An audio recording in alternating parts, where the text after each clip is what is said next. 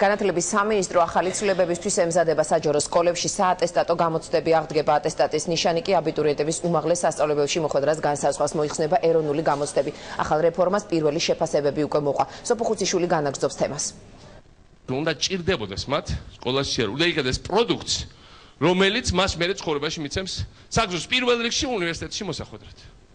ამისთვის ჩვენ უნდა განვიხილოთ და ჩვენ ამაზე ვსაუბრობთ, მაგრამ დიდი ხანია ვსაუბრობთ, რაღაც ფორმით სკოლის გამოსაშვები გამოცდების აღდგენა უნივერსიტეტში ჩაბარებასთან ერთად. პრეზიდენტმა განათლების სისტემაში ცვლილების შეტანის აუცილებლობაზე პირველად სტუდენტებთან შეხვედრისას ისაუბრა.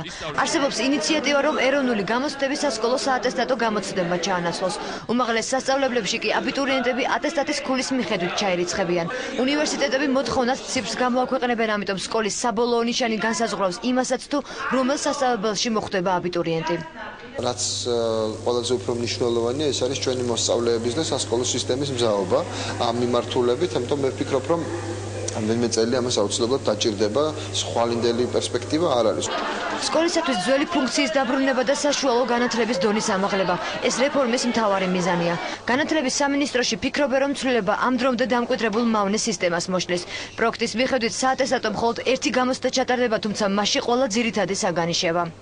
არასწორია ის დამოკიდებულება, რომ სკოლაში გაძლიერებულად და ზოგადად სწავლობდე მხოლოდ იმ საგნებს, რომელიც შენ გჭირდება უნივერსიტეტში ჩასაბარებლად.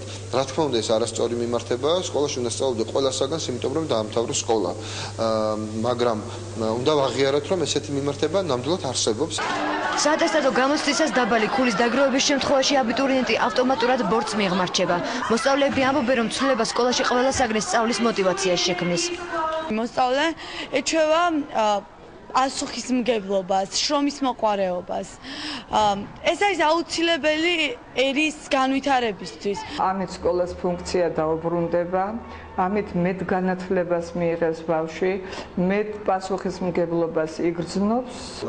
ახალ ინიციატივას მხარდამჭერები უმაღლეს სასწავლებლებშიც ჰყავს. მისაღები გამოცდების ანალიზის შედეგადაც დავწმუნდით, რომ სკოლებში სიტუაცია მოითხოვს რადიკალურ ცვლილებებს. პროექტის განხორციელებას მინიმუმ 4-5 წელი დასჭირდება, თუმცა ყველა ძირითადი საგნის შესწავლა აბიტურიენტებს უკვე წელსვე მოუწევთ. განათლების სამინისტროში ამბობენ, რომ ეროვნულ გამოცდებზე მეოთხე გამოცდის დამატება სწორედ ახალი რეფორმისათვის მოსამზადებელი ეტაპია.